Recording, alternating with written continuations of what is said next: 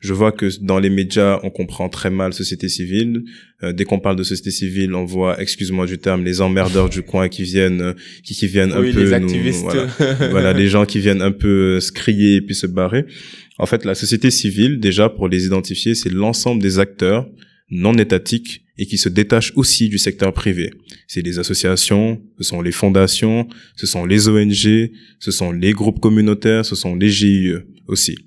Et ces personnes-là, lorsque elles sont, dans le secteur justement de la société civile, leur rôle devient un rôle de complétude. Parce que moi, je le dis souvent, je l'avais dit dans ma dernière émission avec Télé-École, je leur disais que justement la société civile aujourd'hui, moi je la considère limite comme une forme de deuxième assemblée nationale génériquement. Pourquoi? Parce que aujourd'hui, nous sommes beaucoup plus proches que l'État des réels problèmes justement des populations.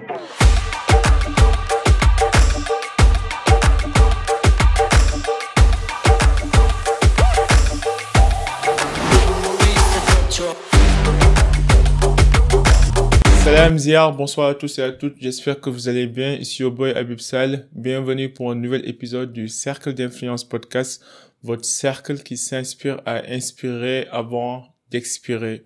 C'est avec un grand plaisir que je reçois aujourd'hui mon cher Mohamed Rassoul Ndiaye, président de l'association Demos, PDG du centre Yangat et créateur de contenu et gestionnaire de projet. Mohamed, bienvenue au Cercle d'Influence Podcast. Merci beaucoup. Je vous remercie pour l'invitation et je vous remercie aussi pour tout ce que vous faites pour contribuer justement à l'éducation des jeunes et à leur formation. Avant qu'on entre dans le vif du sujet pour nos auditeurs et spectateurs, est-ce que tu peux nous parler brièvement de ton enfance, de tes parents, comment tu as été éduqué, quels sont les principes et les valeurs qui vous guident dans la vie de manière générale? Bien sûr. Déjà, merci pour la question parce que je pense que c'est très important aujourd'hui de pouvoir parler de nos parents, de pouvoir parler de notre enfance. Déjà, je pense que j'ai eu une enfance qui, par moments, n'a pas été très facile, mais c'est une enfance qui m'a permis de pouvoir me forger en tant que personne. Mais au-delà de cet aspect, je pense que j'ai eu des parents et toute une famille en réalité qui est extrêmement bienveillante, qui m'a permis de pouvoir justement être ce que je suis aujourd'hui. En dehors d'eux, j'ai des amis qui m'inspirent tous les jours de par leur abnégation. Et je pense qu'ils sont une de mes sources de motivation et ils me permettent aujourd'hui de pouvoir justement accomplir autant de choses et je pense que c'est ce que je peux dire par rapport à mon éducation et à mon enfance. Ok. Et on va en parler après sur la partie associative de tout ce que tu fais, mais pour ma curiosité personnelle, j'aimerais comprendre en fait d'où est venu cet esprit d'empathie, de vouloir aider, de vouloir diriger et de lancer des associations je dirais à but non lucratif, communautaire et pour en fait solidariser, aider et accompagner les jeunes quoi. Est-ce que tu connais un petit peu d'où vient ce feu ou bien qui a allumé ce feu en toi quoi en quelque sorte? Bien sûr. Non, au-delà de mon père, il y a aussi une part personnelle dans toute cette histoire parce que vous savez, on parle très souvent du développement en Afrique. Ça a fait couler énormément d'encre. Mais je pense que on a omis une chose lorsque l'on parle de développement en Afrique, et je pense qu'on va en parler lors de ce podcast avec la société civile, c'est qu'il y a deux acteurs, ou il y en a beaucoup plus, mais quand on parle de la conception du développement top-down, c'est-à-dire des politiques publiques qui descendent vers l'État pour aller vers la population, celles-ci ne sont pas suffisantes. Parce que déjà, l'État peut faire 200 000, 300 000 fonctionnaires. Mais nous, ici, par exemple, dans la société, dans le pays, on est 19 millions. Comme le disait l'autre, on n'a pas besoin d'une seule vision. Je pense qu'on a besoin de 19 millions de visions, par exemple, dans un pays comme le Sénégal. Et si on arrive à avoir 19 millions de visions, je pense que ça peut nous permettre en soi de pouvoir nous permettre de nous développer. Et là, on développe l'autre conception du développement, qui est l'approche bottom-up du développement. Alors, qu'est-ce que c'est l'approche bottom-up? C'est pas le contraire de top-down, mais je dirais plutôt que c'est une complémentarité. C'est-à-dire que là, on retrouve la société civile qui vient avec l'État se faire un effet de complémentarité justement qui nous permet de pouvoir développer ensemble notre pays et notre continent même de manière générale, parce qu'à Demos nous parlons plus de continent même que de pays parce que nous avons une vision africaine. Donc c'est ça qui me motive, c'est le fait de pouvoir participer, même si c'est modestement, justement à l'éclosion et aussi à l'éducation de ce continent-là. Ok, je suis parfaitement d'accord, surtout sur la vision. Je pense que la vision pour moi, c'est la description d'un état futur désirable. Ouais, Et je pense que à partir du moment où on connaît la destination et là où on va aller, ça rend en fait le processus beaucoup plus facile, quoi. exactement. Et tout découle d'une vision, quoi. Et Mhm. c'est dommage que, comme tu as dit, au Sénégal, bon, malheureusement, si tu fais pas la politique te fait aussi. Que tu fais de la politique ou pas, la politique va toujours finir par te faire parce que, quoi qu'il en soit, ce sont eux qui décident, qui mettent en place des réformes Ouais, et qui un petit peu guident ouais, notre devenir en quelque sorte, quoi, sur le ouais. plan collectif. Non, c'est même pas une question en fait de politique, même en réalité.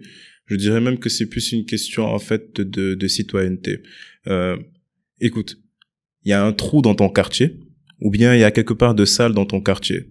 Au lieu de tout le temps accuser le maire, mais ce que tu peux faire, c'est essayer de mobiliser les individus qui habitent avec toi dans la commune et leur dire que ça aussi c'est notre commune, ce n'est pas que de la responsabilité du maire de pouvoir arranger le problème. Nous aussi, on doit pouvoir arranger le problème à notre niveau. Et c'est cette conscience citoyenne-là, le fait de pouvoir se dire que, en fait, on habite ici et nous aussi, on doit pouvoir contribuer à l'évolution des choses. Moi, c'est ce que je veux vraiment impulser. Et je pense qu'aujourd'hui, si on arrive à pouvoir mettre cela dans la tête des individus, de ne pas toujours repousser la responsabilité du développement, mais surtout du développement social à l'État, je pense qu'on arrivera extrêmement loin. Je suis parfaitement d'accord. Et ce que les gens oublient souvent, c'est que l'individu commande le collectif, quoi. C'est comme tu dis, quoi. Je pense parfois aussi c'est bien de prendre une certaine accountability, une certaine responsabilité sur les actes, parce que bon, c'est très facile de pointer le doigt à l'État ou aux institutions, mais en réalité c'est nous-mêmes qui composons cet État, ces institutions, quoi, et que tout démarre par l'individuel. Le collectif, n'est qu'un ensemble d'individus. Et que si tout le monde se comportait bien et à sa meilleure version, on n'aurait qu'un peuple, on aurait forcément un peuple assez conscient, mature et éveillé, quoi. Et c'est dommage, Exactement. parfois, on oublie ça, quoi. Mais Et du coup, exactement. pour ton parcours académique, tu peux en parler rapidement et après aussi de l'association Demos, depuis quand ça a été créé, c'est Ouais, quoi la vision derrière, quelles sont les personnes cibles, les parties prenantes. Et la mission aussi, la mission principale de bien sûr. l'association. Écoute, mon parcours académique, j'ai fait une licence en sciences politiques et relations internationales au groupe ISM, hein, qui m'a permis de pouvoir en soi comprendre énormément de choses. Ça m'a permis de pouvoir saisir les dynamiques sociales. Cela m'a permis de pouvoir comprendre énormément de concepts liés à la sociologie, à l'anthropologie, à la géopolitique, entre autres. Et actuellement, je suis étudiant en master 1 de communication, leadership et relations publiques, toujours au groupe ISM. Donc, ce sont deux formations en soi qui sont assez complémentaires et qui me permettent de pouvoir en soi développer tous les jours des projets, qui me permettent tous les jours de pouvoir en soi exprimer au mieux mes pensées et de pouvoir défendre les idées que je porte. Et pour l'association Demos? Demos, c'est un acronyme, ça signifie développer l'éducation et mobiliser les opportunités pour stimuler la société. Alors, pourquoi est-ce que j'aime beaucoup présenter Demos? Parce que ça me rappelle en fait le jour où on a eu à créer Demos. On était dans mon salon, on était deux étudiants avec mon ami Alpha, qui est le secrétaire général de l'organisation, et Papa Ibrahim Ndiaye, qui est actuellement le chargé de communication. On a fait ce que tout étudiant font lorsqu'ils sont assis, enfin des étudiants en soi qui sont conscients et qui aiment les études comme nous. Nous avons en soi commencé à parler d'Afrique, nous avons commencé à parler de géopolitique, nous avons commencé à discuter des enjeux de notre continent. Et au bout d'un moment donné, on a touché une question qui nous touchait et qui nous animait, qui était la question de l'éducation. Et on a commencé à beaucoup en parler, on a commencé à beaucoup expliquer de concepts autour de ça. Et on s'est dit, mais pourquoi pas créer finalement une organisation qui fait la promotion de l'éducation en Afrique. Et pour moi, en fait, c'est ce passage, pourquoi est-ce que j'aime bien le présenter, c'est ce passage de l'idée à l'action que 99% des gens n'arrivent pas à faire, qui font que aujourd'hui, je suis extrêmement fier en soi de pouvoir présenter Demos. Alors, éducation, c'est extrêmement large, bien évidemment, parce qu'il y a l'éducation sur tous les domaines. Même pour ce que l'on est en train de faire, certainement Emmanuel qui est ici a déjà été éduqué et a été formé à pouvoir poser une caméra, à pouvoir ajuster. Et nous avons identifié, après plusieurs réunions bien évidemment, les secteurs sur lesquels il serait le plus nécessaire de pouvoir, les plus nécessaires de pouvoir former les jeunes aujourd'hui. Et nous avons appelé cette doctrine, justement, cette façon de penser, cette éducation multiforme, la doctrine LCIE. LCIE signifiant les 5 impératifs éducatifs. Ce sont les secteurs éducatifs que nous pensons à Demos sont ceux sur lesquels nous devons éduquer les jeunes aujourd'hui. C'est l'éducation au leadership et au développement personnel, l'éducation civique, l'éducation à la protection de l'environnement, l'éducation au numérique et l'éducation à l'entrepreneuriat. Pour nous, si on arrive à pouvoir inculquer, à créer des programmes éducatifs autour de ces 5 questions et que le maximum de jeunes Africains aujourd'hui puissent plutôt y participer, nous pensons que nous participerons à l'éclosion d'une nouvelle génération de jeunes leaders engagés, polyvalents en connaissances et qui nous permettront de pouvoir justement développer au mieux notre continent. Parce que Demos n'a pas une perspective sénégalaise, Demos a une perspective africaine. C'est la preuve, le bureau que je dirige aujourd'hui en tant que président, j'aime beaucoup le dire parce que j'en suis fier et je pense que en termes de démarche RH, si je puis le dire ainsi, on a réussi. Nous avons voulu créer un bureau qui nous permettrait en soi aujourd'hui de pouvoir avoir énormément de nationalités. Et aujourd'hui, je peux dire que nous sommes à peu près 5 à 6 nationalités. Ça va de la Guinée au Bénin, à la Centrafrique, les Guinées même d'ailleurs, puisque nous sommes avec la Guinée équatoriale. J'ai des Équato-Guinéens, j'ai des amis de la Guinée-Conakry. Nous avons des Maliens, nous avons des Ivoiriens, nous avons des Sénégalais aussi, bien évidemment. Nous avons des Béninois, nous avons des Centrafricains. Et ma vision en soi pour cette organisation, c'est de faire en sorte qu'il y ait le maximum de nationalités africaines à l'intérieur, parce que je pense que aujourd'hui l'effort doit être collectif. Et aujourd'hui, Demos existe depuis à peu près 6 mois. Nous avons réalisé à peu près 5 activités qui vont de la sensibilisation sur les questions numériques, qui vont jusqu'à des formations de recherche d'emploi pour les jeunes. On a fait une formation aussi sur le développement de l'affirmation de soi, des panels auxquels j'ai participé, par exemple celui avec Wati, entre autres. Et là, nous allons même d'ailleurs le 17 mai 2025 vers un autre panel que nous organisons sur le cyberharcèlement, justement. Et c'est toujours un plaisir pour moi de présenter cette organisation. Voilà, je finis avant de trop parler parce que je sais que je vois que t'es vraiment passionné de ça me passionne beaucoup. T'es vraiment fier aussi du travail abattu depuis le début et depuis la création de l'association. Ce qui est noble, je pense qu'on en parlait tout à l'heure en off, c'est que c'est dommage qu'au Sénégal parfois le terme association est un peu a une connotation négative et parfois même péjorative parce que les gens parfois, en fait, sous-estiment la valeur associative et l'utilité des associations sur la gouvernance des communautés et sur même la gestion et l'engagement citoyen, quoi. Je pense que c'est dommage parce que, comme je te disais en off tout à l'heure, qu'en France, les associations sont vues comme des activités nobles. Les gens qui les dirigent sont accompagnés par l'État. Ils ont aussi des volontaires. La population décide volontairement de venir les aider parce que leur travail est vu comme un acte de sacrifice et d'aide envers les personnes les plus démunies, peu importe les raisons. Et c'est dommage qu'au Sénégal, quand tu dis que tu as une association, t'es vu comme quelqu'un qui veut devenir de la politique ou qui veut occuper une certaine place sur l'échiquier politique. Il voit ça comme un raccourci pour, en fait, servir son propre intérêt, alors que c'est pas le cas. Donc, de voir tout ce que tu fais et de pouvoir aussi, en fait, prendre note de ces ateliers-là que tu fais. J'espère que les gens vont s'en rendre compte et vont participer massivement, quoi. Mais d'après ton expérience avec les ateliers que tu as déjà fait, quel est le ressenti qui sort souvent avec les jeunes et quel est, en fait, ton avis sur l'écosystème sénégalais, africain de manière générale avec les jeunes, la politique, leur devenir? Je sais que de plus en plus de jeunes adoptent une certaine mentalité de victimisation où ils ont tendance à blâmer l'État surtout. Comment tu vois ça et comment on peut changer la donne aussi, quoi? Ouais.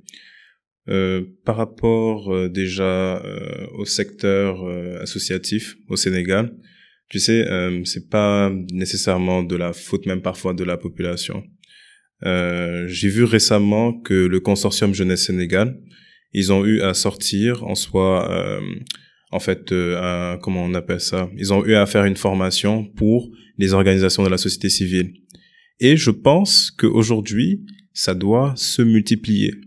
Parce que j'ai l'impression que on nous oublie un peu. Et tu sais, ce n'est pas que l'associatif qui n'est pas pris au sérieux. Moi, je pense que on a une crise de la compréhension de la société civile de manière générale. Alors, pour définir un peu, parce que c'est très... je vois que dans les médias, on comprend très mal société civile. Dès qu'on parle de société civile, on voit, excuse-moi du terme, les emmerdeurs du coin qui viennent qui viennent un peu... les activistes. Voilà, les gens qui viennent un peu se crier et puis se barrer. En fait, la société civile, déjà, pour les identifier, c'est l'ensemble des acteurs non étatiques et qui se détachent aussi du secteur privé. C'est les associations, ce sont les fondations, ce sont les ONG, ce sont les groupes communautaires, ce sont les GIE aussi. Et ces personnes-là, lorsque elles sont, comment dire, dans le secteur justement de la société civile, leur rôle devient un rôle de complétude. Parce que moi, je le dis souvent, je l'avais dit dans ma dernière émission avec Télé-École, je leur disais que justement la société civile aujourd'hui, moi je la considère limite comme une forme de deuxième assemblée nationale génériquement. Pourquoi? Parce que aujourd'hui, nous sommes beaucoup plus proches que l'État des réels problèmes justement des populations, et c'est une autre forme de décentralisation. Parce que aujourd'hui la décentralisation via les mairies, moi je pense qu'elle est en train d'échouer, parce qu'on leur transfère des compétences dont ils n'ont même pas le budget, et lorsqu'on leur transfère des compétences dont ils n'ont pas le budget, ça devient compliqué. Et même à ce moment-là, les autorités décentralisées ont peine justement à encore mieux se rapprocher des populations. Et nous, ce que nous pouvons faire en termes d'association, être avec les jeunes, être avec les populations, faire des activités entre autres, nous avons un certain dynamisme que nous dégageons. Et je pense qu'aujourd'hui, cette société civile-là doit être beaucoup plus prise au sérieux et doit pouvoir justement être une complétude par rapport à l'État dans le développement de nos différents pays en Afrique. Et je pense qu'une société civile qui n'est pas considérée est une société civile justement qui aujourd'hui ne peut prospérer. Et je pense que cela relève aussi d'un manque d'information par rapport à celle-ci, d'un manque de compréhension par rapport à celle-ci aussi, de pouvoir se dire qu'en fait, pourquoi est-ce que des gens sont en association, entre autres. Et moi, je recommande souvent, parce que tout à l'heure on en parlait en off, tu disais que les gens devaient rejoindre les organisations quand ils sont quand ils finissent leurs études, moi je leur dis de rejoindre les organisations pendant même qu'ils sont en train de faire des études. Pourquoi? Parce que tu sais, aujourd'hui, quand tu es étudiant de la licence 1 à la licence 3, tu n'as pas en soi d'expérience associative. Tu n'as pas d'expérience professionnelle et tu n'as pas d'expérience tout court. Et aujourd'hui, ce qui peut te permettre de pouvoir étoffer ton CV, en réalité, ce sont les associations. Ce qui peut te permettre de pouvoir étoffer tes compétences, ce sont les associations. Parce que c'est le lieu où tu peux tester ce que tu apprends à l'école sans une réelle pression. Et lorsque tu rejoins des organisations, par exemple comme Demos, tu as la possibilité de pouvoir continuer à apprendre. Et tu as la possibilité de pouvoir appliquer justement ce que tu sais faire. Et c'est cet élan-là aujourd'hui de pouvoir encourager les étudiants à rejoindre les organisations communautaires sérieuses, de pouvoir aussi en créer, parce que moi je pense qu'aujourd'hui, supposons que moi je m'y connaisse bien en géographie, mais qu'est-ce qui m'empêche de pouvoir créer une association qui fait la promotion de la géographie ici dans mon école ou bien dans mon quartier, et puis je fais des petits ateliers, je l'apprends aux gens. La dernière fois, j'avais un ami, il était passionné par l'agriculture, il est venu, il m'a exposé son projet, il me dit qu'il voulait travailler dans un certain endroit, il me dit que c'est difficile. Je lui dis, mais écoute, mais crée ton organisation, crée ton think tank, publie ce que tu penses, et tu auras la possibilité de pouvoir gagner en visibilité au fur et à mesure du temps. Je lui dis, imagine tu fais ça pendant 2 ans. Tu parles d'agriculture pendant 2 ans parce qu'il voulait faire de la recherche dessus. Pendant 2 ans, tu as ton organisation, tu as ton think tank, tu as des gens qui sont passionnés par la même chose que toi. Vous faites des ateliers, vous faites des conférences, vous faites des panels, mais au bout d'un moment donné, mais ça va aboutir à quelque chose de concret. Je ne prône pas l'entrepreneuriat comme le rêve américain le ferait, parce que à chaque fois que je dis ça, les gens ont l'impression que je fais une promotion en soi de l'entrepreneuriat, on va dire je saurais pas comment l'expliquer, de l'entrepreneuriat en soi fallacieux. C'est-à-dire cet entrepreneuriat-là qui vient juste pour pouvoir permettre aux différents individus de pouvoir avoir une activité et dire que c'est nécessairement un moyen de s'en sortir et dire que tout le monde peut entreprendre. Mais ce que je dis, c'est que lorsqu'on a une idée de développement social, moi je pense qu'il faut la porter, parce que comme je le disais tout à l'heure, il faut que l'on ait des centaines de millions de visions pour que cette Afrique-là puisse se développer. Je pense que oui, tu as abordé un peu la société civile. Et je pense que c'est important que tu l'aies abordé. Mais bon, si je me mets en fait dans la peau d'un citoyen lambda, je pense que parfois aussi les associations elles ont une part de responsabilité, dans le sens où il y a beaucoup de gens, si on pense par exemple à l'université ou bien dans les quartiers, d'habitude les dirigeants des associations, c'est des gens en fait qui finissent par faire une carrière politique, soit par rejoindre un groupe, un parti politique, l'assemblée, ou devenir des représentants ou des conseillers, ainsi de suite. Donc je pense qu'avec le temps, même si je suis d'accord d'une part que la société civile peut-être manque un peu d'information et d'éducation sur la thématique de l'association, mais en quelque sorte, je comprends aussi parfois leur scepticisme, je dirais leur pessimisme envers les associations, à force de voir des gens en fait qui dirigent ces associations-là changer de cap et de direction et devenir des agents politiques en quelque sorte, ou des gens qui servent leur propre intérêt. Ça peut décourager les gens. Et je pense que heureusement qu'il y a des gens comme vous ou d'autres associations qui sont honnêtes, authentiques, qui veulent vraiment aider, qui permettent un peu de rééquilibrer la balance, quoi. Mais même moi personnellement, j'en ai connu des gens qui grâce à ces associations-là, on peut en fait faire avancer leur carrière personnelle. Après, je juge personne, chacun fait comme il veut. Moi, je suis personne, il y a que Dieu qui peut juger. Mais je comprends aussi le pessimisme de certaines personnes. Maintenant, l'autre chose aussi, après je te laisse commenter si tu veux sur ça, c'est que à force qu'une association parraine de l'ampleur et aussi de l'étendue, et que ça devient de plus en plus large, parfois on peut perdre facilement la vision et on peut perdre aussi une certaine créativité, une certaine flexibilité qu'on a quand on vient juste de démarrer et qu'on est jeune et qu'on est en fait motivé et qu'on est robuste. Donc, et du coup, comment tu fais en fait pour gérer ça, quoi, pour essayer de garder l'essence de l'association tout en essayant de faire ta scalabilité, tout en essayant de l'étendre, de faire grandir la vision et de fédérer aussi d'autres personnes. Ouais. Tu sais, quelle que soit l'organisation que tu diriges, il faut toujours porter ce que l'on appelle en soi une vision, une mission et des valeurs. Lorsque l'on a eu à constituer l'organisation, c'est ce que l'on appelle même en management des organisations, le cadre stratégique d'une organisation. Toute organisation aujourd'hui, quelle que soit sa taille, même si elle est composée de 3 personnes, doit pouvoir avoir un cadre stratégique. C'est nécessaire. Donc ça veut dire qu'aujourd'hui, une organisation, les associations en soi doivent aussi avoir un cadre stratégique. La mission de Demos, elle est simple, c'est de pouvoir contribuer à une éducation de qualité en Afrique de l'Ouest. C'est ce qu'on appelle la mission. Elle est pérenne. La vision, quand on a une organisation, elle doit être en soi une vision qui doit être inspirante et qui doit être portée par le leader de l'organisation. Ça permet en soi à ce qu'il y ait une ligne directrice qui fait que les individus vont vers cette ligne directrice-là et ça nous permet en soi de pouvoir décomposer cette mission, cette vision en différents types d'objectifs qui nous permettent de pouvoir justement atteindre la vision que l'on s'est fixée au départ. Et la vision, elle peut changer, mais la mission ne peut pas changer parce que la mission, elle est pérenne en soi.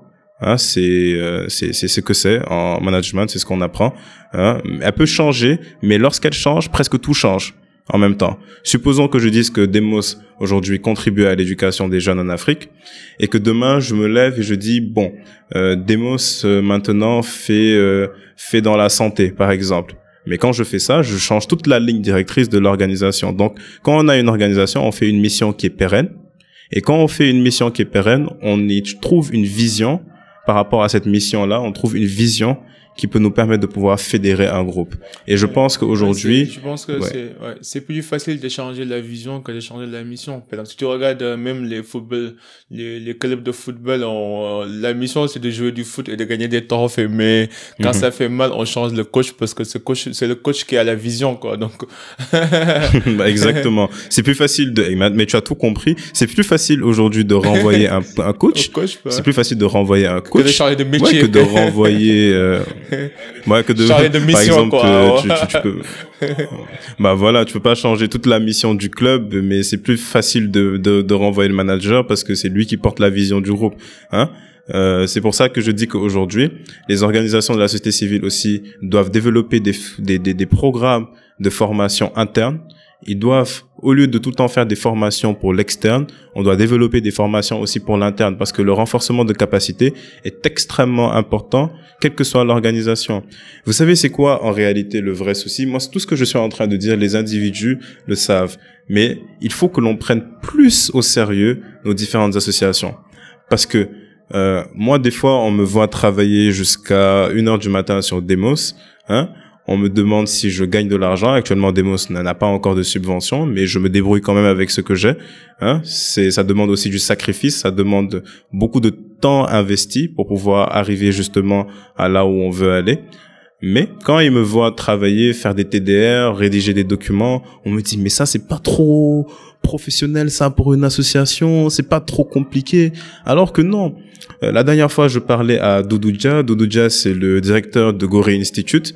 Gorée Institute, qui est une grosse organisation de la société civile ici au Sénégal. Il me disait qu'aujourd'hui, je lui demandais des conseils, il m'a dit qu'aujourd'hui, la société civile a changé. Nous devons aller vers des sociétés civiles, des organisations qui sont professionnalisantes. Et si on n'arrive pas à aller vers ces organisations professionnalisantes, on va mourir. Parce que aujourd'hui, l'organisation doit pouvoir marcher mois pour mois, en tout cas, limite comme une entreprise. Maintenant, on doit pas oublier le volet humain. C'est pour ça qu'à Demos, on a créé ce que l'on appelle la cellule d'intégration des membres et de la communauté. Ce qui fait que au niveau de la direction stratégique au bureau exécutif, on est dans la professionnalisation, on est très carré. Maintenant, la cellule organisation, elle, à son niveau, comme je le disais à Adama et à Naïma qui sont nouvellement arrivés, je leur disais que c'est vous qui êtes le cœur battant de l'organisation et qui devez faire en sorte que notre approche soit beaucoup plus humaine. Je le donne gratuitement aux leaders associatifs qui sont en face de moi. Je leur dis, aujourd'hui, vous devez développer justement vous devez développer de manière interne vos organisations et créer ce type de cellules-là en même temps pour pouvoir avoir un volet humain et avoir un volet aussi qui est professionnalisant. Parce que ça vous permet de pouvoir décrocher des subventions, ça vous permet de pouvoir paraître sérieux auprès du public, mais l'autre côté aussi vous permet de pouvoir toucher les cœurs de vos cibles. Et je pense que l'autre chose aussi qu'on peut aborder, c'est le leadership, parce que quand on parle d'association, c'est toujours lié avec le leadership. Et même si on prend tous les grands hommes de notre civilisation sont passés par des associations, que ce soit Barack Obama, il était dirigeant de pas mal d'associations à Chicago avant de se lancer pour la campagne présidentielle. Nelson Mandela, Gandhi, entre autres. Donc pour fédérer et changer les gens, faut que tu mettes en place une vision, et une vision, c'est toujours quelque chose de collectif. Ça demande que les gens vous accompagnent et que vous marchez tous vers la même destination. Donc ça nécessite une certaine maîtrise de parole en public, mais aussi de pouvoir partager et faire fédérer les gens autour de la vision, du leadership. Moi, je ne sais pas, il y a plusieurs notions et de définitions de leadership. Je te laisse parler un petit peu de ça. Qu'est-ce que tu as appris avec ces associations-là en termes de leadership?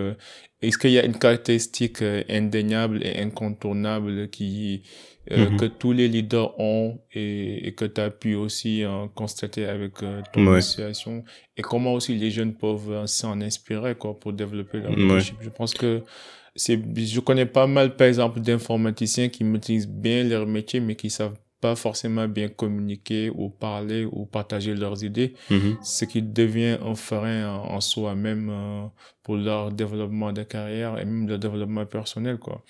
Donc, je te laisse parler sur ça. Ouais. Non, tu sais, aujourd'hui, le leadership a été extrêmement évolutif au fur et à mesure des années. On a un leadership aujourd'hui, pour moi, le leadership aujourd'hui, la qualité principale du leader, comme le disait mon grand frère Souleymane Seck, la qualité principale aujourd'hui du leader, c'est l'empathie, indéniablement. Aujourd'hui, nous sommes à un siècle où tout va extrêmement vite. Nous sommes à un siècle où les gens deviennent de plus en plus dépressifs. Nous sommes dans un siècle où les gens deviennent de plus en plus anxieux, de par énormément de choses, de par notre société de consommation, notre société robotisée, notre société en soi qui justement manque d'empathie. Et donc aujourd'hui, si le leader n'est pas empathique et qui n'arrive pas à pouvoir comprendre les individus avec lesquels il travaille, qui n'arrive pas en soi à se mettre à leur place, qui n'arrivent pas à pouvoir réfléchir comme eux, pouvoir justement évaluer ce qu'ils peuvent faire, ce qu'ils peuvent ne pas faire, ce leader-là ne sera jamais pris au sérieux. Ça, c'est la première chose. La deuxième chose, quand on manage un groupe, quand on est leader d'un groupe, le management humain en tout cas demande une seule chose, pas une seule chose, mais la chose principale, c'est de pouvoir faire en sorte que vos équipes ne soient pas en burn-out. Je m'explique. Dans les fonctions managériales, il y a ce que l'on appelle la fonction de planification et la fonction de contrôle. Quand tu es à la place de leader, quand tu es à la place de manager d'un groupe, tu dois toujours faire en sorte que les tâches soient réparties de manière égale entre absolument tout le monde. Mais si tu fais en sorte que les tâches ne sont pas réparties de manière égale parce que lui, tu ne lui fais pas confiance, tu te dis que lui, si je lui donne une tâche, ça va être compliqué, et que tu préfères donner 5 tâches à lui alors que tu aurais pu répartir 3 tâches pour lui, 2 tâches pour l'autre, ce qui va se passer à la fin, c'est extrêmement simple, c'est que tu vas faire en sorte que l'individu à qui tu as donné 5 tâches, qu'il soit en burn-out, tu pourras pas le retenir dans ton entreprise alors que c'est un talent, et il va trouver autre part, et il va quitter l'association. Parce que surtout pour les organisations de la société civile qui n'ont pas d'argent, ce qu'il faut faire, en réalité, le leader associatif doit pouvoir juste inspirer par la vision et par la mission. Parce que quand on quitte chez soi un samedi matin pour aller en réunion d'organisation communautaire, c'est parce que, en réalité, on aime ce qu'on est en train de faire. On aime les gens que l'on va aller trouver. Et il faut tout faire pour pouvoir créer en soi un environnement positif, un environnement de famille.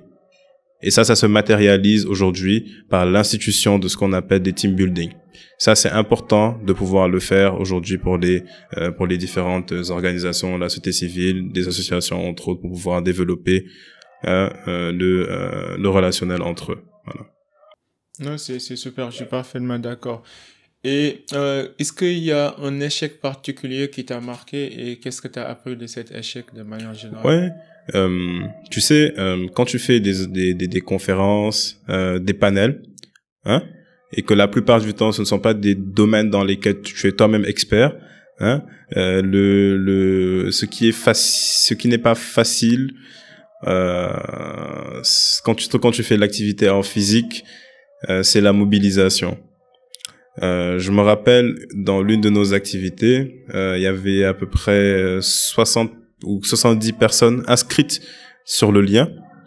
Et dans la réalité, quand je suis arrivé, on était 8 ou 9, alors que j'avais préparé la salle pour qu'il y ait, on va dire, 50 à 60 personnes de disponibles. Et je ne le disais pas, mais dans ma tête, c'était en mode, mais pourquoi est-ce que les gens sont pas venus? Qu'est-ce qui s'est passé? Et je me suis rendu compte que en réalité, il fallait que l'on retravaille beaucoup de choses dans l'organisation, il fallait que l'on retravaille beaucoup de choses en interne, que l'on retravaille la perception du public par rapport à l'organisation, etc., etc. Et moi, je pense qu'aujourd'hui, c'est ce qui est extrêmement important, c'est la remise en question. Quand il y a un échec, ce que j'ai appris, c'est que il ne faut jamais se dire ouais, c'est la faute de lui, ouais, c'est la faute de lui. D'habitude, c'est ce que font les managers.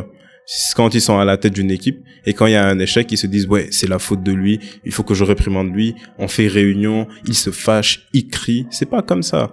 Je me suis d'abord remis en question moi-même, ça m'a permis de pouvoir me remettre en question et ça nous a permis de pouvoir échanger de manière très calme en réunion. Et je me suis rendu compte que après cet échange-là que l'on a eu à faire en réunion, ça nous a permis de pouvoir évaluer justement les moyens de mobilisation citoyenne. Et nous avons réussi la prochaine activité à pouvoir mobiliser des gens.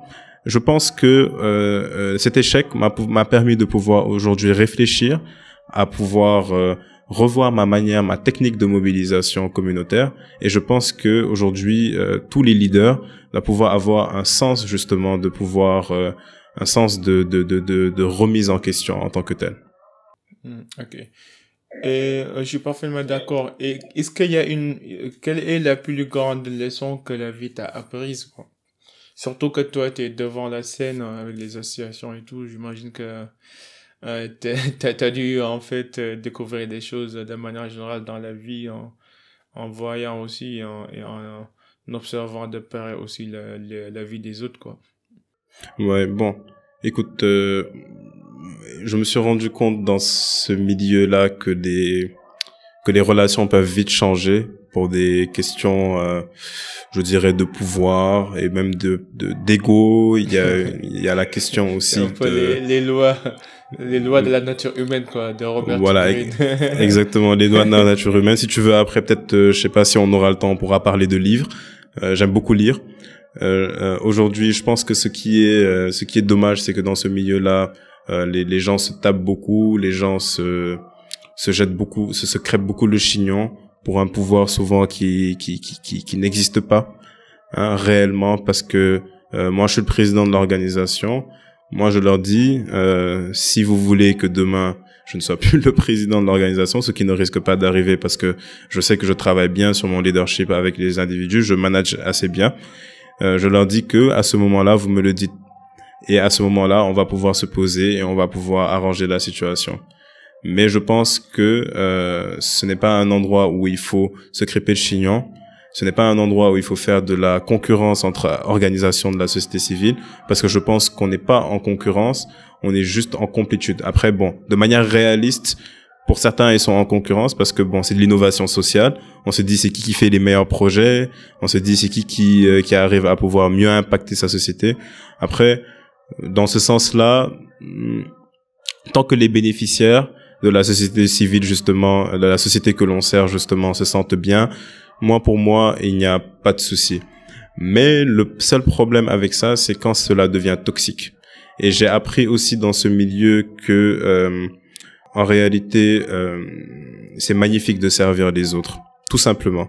C'est magnifique de pouvoir regarder quelqu'un, se dire que lui, tu lui as permis de pouvoir découvrir quelque chose aujourd'hui. À chaque hochement de tête que j'aperçois chez les individus dans un panel, dans une conférence, à chaque atelier que l'on organise et que je vois que quelqu'un en soi a saisi un mot, que quelqu'un a pu apprendre un concept, que les gens puissent aussi maintenir des relations, ça aussi, ça fait vraiment plaisir. Et je pense que juste pour ça, je peux oublier tout ce que j'ai dit tout à l'heure et juste continuer sur ma mission. Et de toute façon, à Demos, cela n'existe pas vraiment. On a une famille, on a des individus qui sont extrêmement bienveillants, on a des gens qui partagent la même vision, cette vision de l'Afrique, une Afrique éduquée, une Afrique qui rayonne et une Afrique qui nous permet à nous tous de pouvoir justement nous développer dans de bonnes conditions. Et tu parlais tout à l'heure des livres. Est-ce qu'il y a des livres qui t'ont marqué que tu pourrais nous recommander, surtout pour nos auditeurs et spectateurs? Le livre qui m'a le plus inspiré, je pense aujourd'hui, le premier, c'est Darren Hardy, L'effet cumulé. Je pense que c'est un livre qui traite d'une métaphore extrêmement puissante. Supposons que tu aies envie de perdre du poids. Supposons. Il t'explique que de petites actions peuvent te permettre de pouvoir avoir un énorme résultat à la fin. Tu veux perdre du poids et, par exemple, sur un mois, il te dit, tous les jours, tu fais 1 minute de corde à sauter. Si tu fais 1 minute tous les jours de corde à sauter, sur le mois, tu arrives à 30 minutes de corde à sauter, ce qui peut te permettre de pouvoir en soi perdre un tout petit peu. Supposons que, par exemple, demain, aussi au niveau de l'alimentation, tu arrives à changer ton habitude alimentaire. Par exemple, supposons que tu mangeais 3 cakes le matin, tu n'en manges plus que 2 ou 1,5 tous les jours. Tu vas voir que ton taux d'insuline, ton taux de masse graisseuse dans ton sang aussi va aussi diminuer, etc., etc. Et si tu le fais de manière progressive, si tu arrives à pouvoir enchaîner justement ces petits efforts sur une longue période, tu as la possibilité de pouvoir atteindre de gros résultats à long terme. C'est comme quand j'ai commencé la lecture, je pense que c'est le meilleur exemple.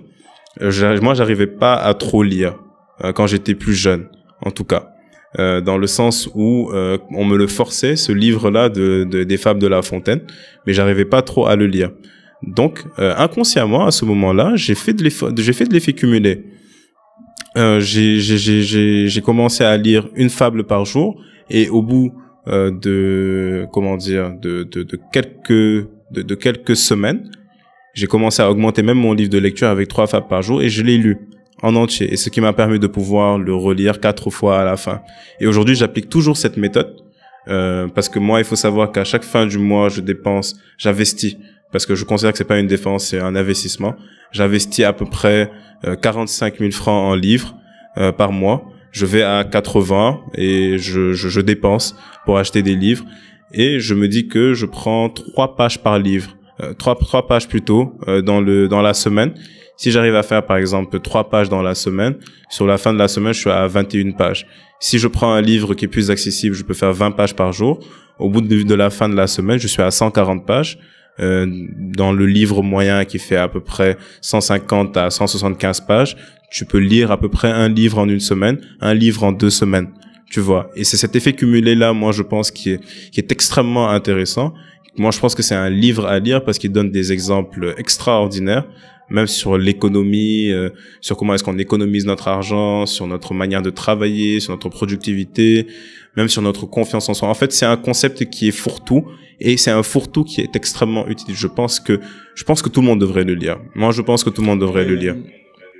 Et je pense que aussi ça montre un petit peu la simplicité des choses, quoi. C'est l'effet exponentiel des petites choses, quoi. C'est les petites habitudes parfois qu'on néglige finissent par avoir un effet exponentiel sur notre vie, quoi. Et je pense que ça peut marcher dans tous les sens, comme tu dis, c'est ton fourre-tout, quoi. Mais moi Ouais, aussi, je suis passionné par les livres. J'avoue que ces temps-ci, j'écoute plus des audiobooks que de lire physiquement. ouais. Même si que je comprends comment les gens puissent prendre plaisir sur le fait de feuilleter les livres physiques, les papiers et les pages physiques. Mais je pense que moi, de mon côté, je perce de plus en plus, je deviens plus numérique et digitalisé, quoi. Mais quel que soit le cas, même les podcasts, c'est un médium d'apprentissage, quoi. Donc, c'est ce que je dis aux jeunes, c'est que dans ce monde actuel, la meilleure école, c'est Google et YouTube, quoi. On peut plus se permettre de faire des excuses.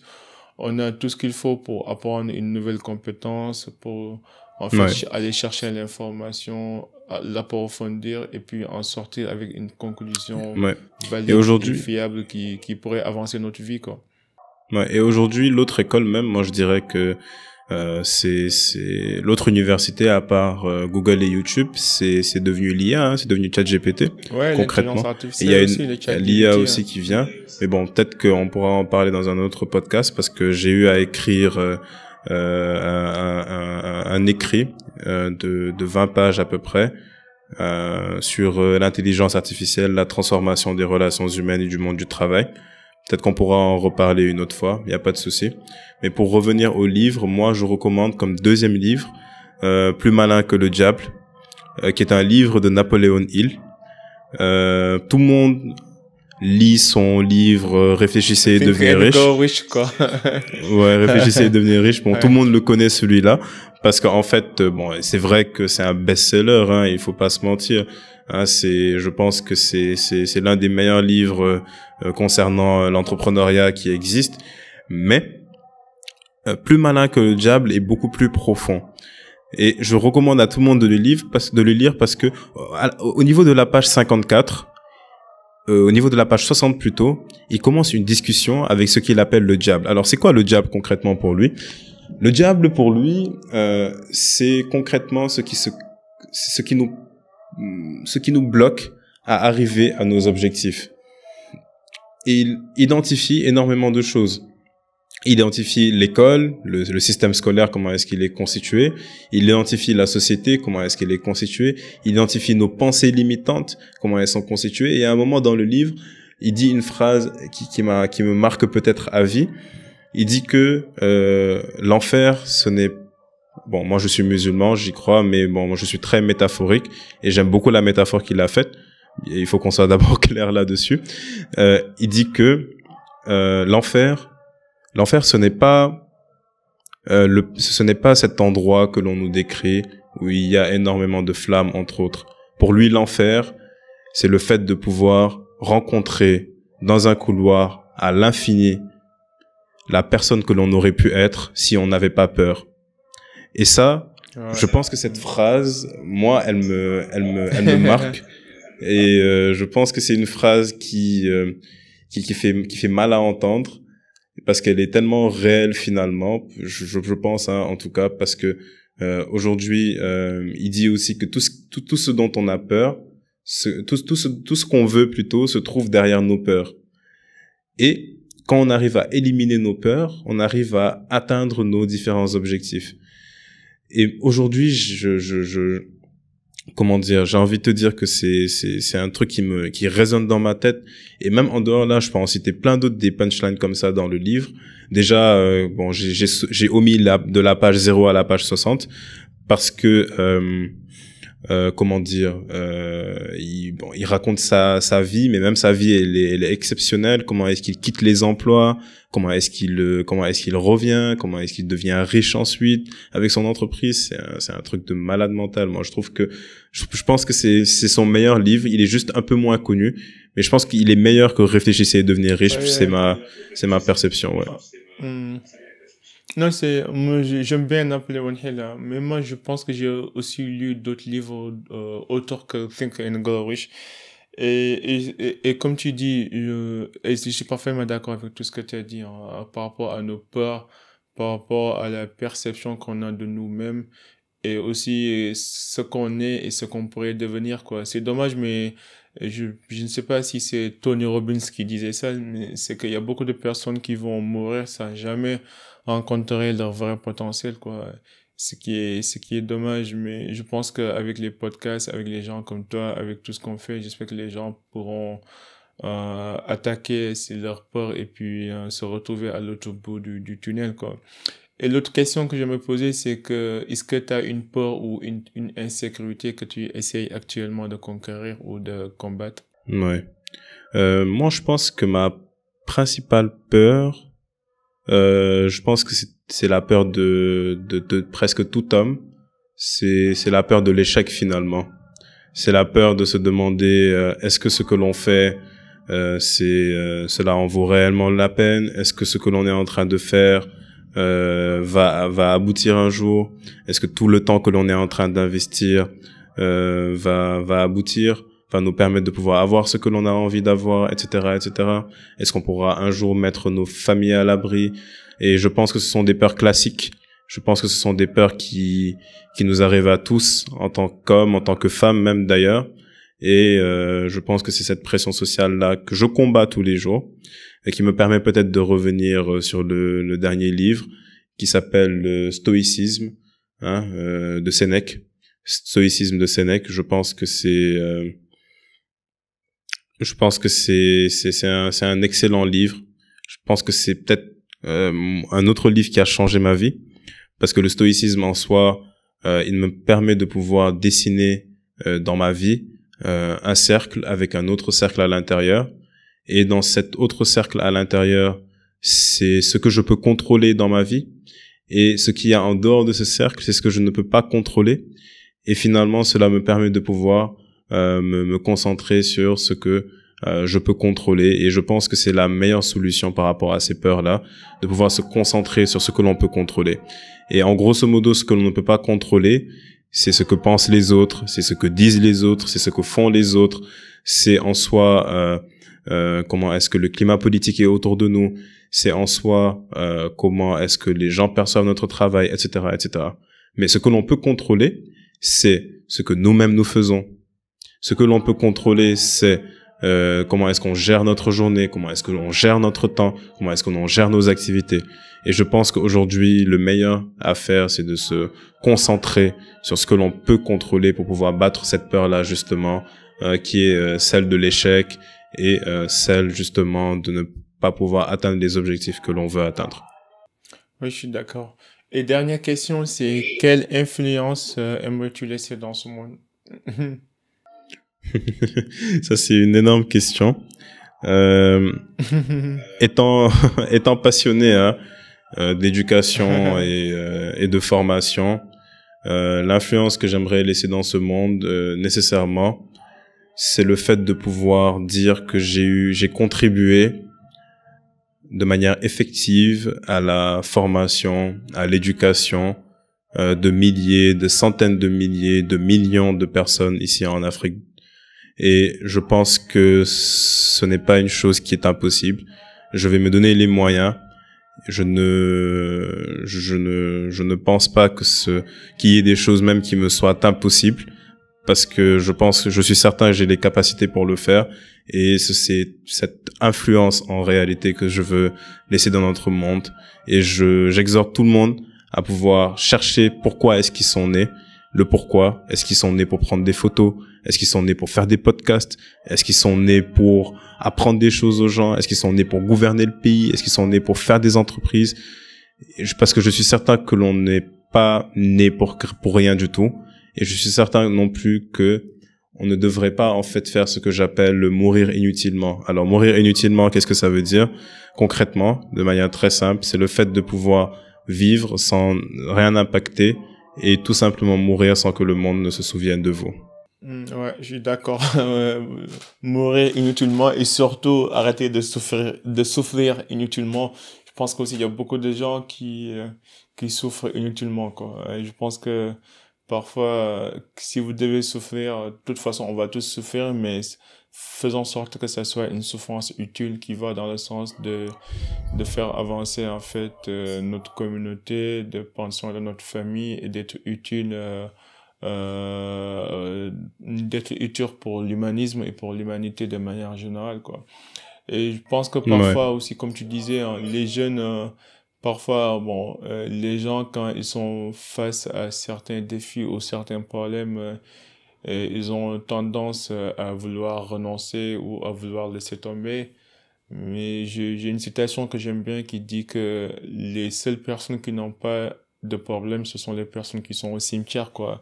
Et je pense que c'est une Mhm. bénédiction d'avoir des problèmes, d'avoir un défi à résoudre, quoi. C'est ça qui fait la beauté de la vie, quoi. Et que le bonheur même se trouve dans la misère, quoi. Genre, tu peux pas apprécier les moments de bonheur, de réussite si t'as jamais connu de la galère ou de misère, quoi.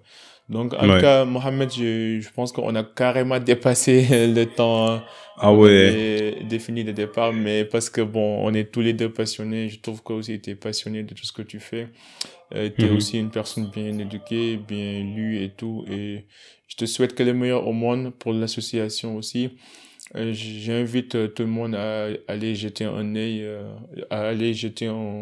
sur l'association. Je mettrai les liens dans les show notes Merci beaucoup. pour que les gens puissent t'accompagner et t'aider. Je te laisse si tu as un dernier mot et aussi tu peux partager si tu as des projets ou tes identifiants sur les réseaux pour que les gens aussi puissent se familiariser avec tout ce que tu fais et participer peut-être dans des séminaires, formations, panels, entre autres.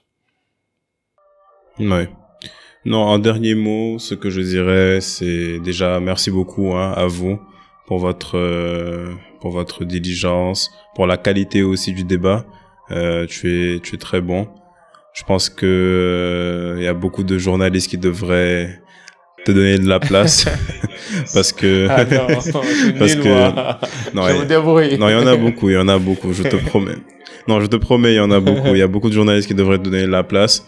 Et en dehors de ça, je salue aussi l'initiative d'avoir créé ce podcast, hein, parce que moi, tout ce que je vois qui Merci beaucoup. n'a pas forcément d'argent qui en ressort et l'individu continue à le faire tout de même, moi, je salue tout ça parce que je me dis que il n'y a pas un intérêt économique qui le motive, il a surtout une passion et aussi en soi une certaine responsabilité qu'il porte dans sa tête. Donc pour ça aussi, je félicite et j'encourage beaucoup. Encourager aussi et de manière macro toutes les organisations communautaires, toutes les associations qui font de leur mieux au Sénégal et en Afrique de manière générale. Féliciter, comme je le fais tout le temps, mon bureau, que ce soit le bureau exécutif, la direction stratégique, l'Agora de Demos, qui fait un travail exceptionnel, qui fait énormément de bonnes choses, qui fournit énormément d'efforts. Et je sais que cela ne sera pas vain.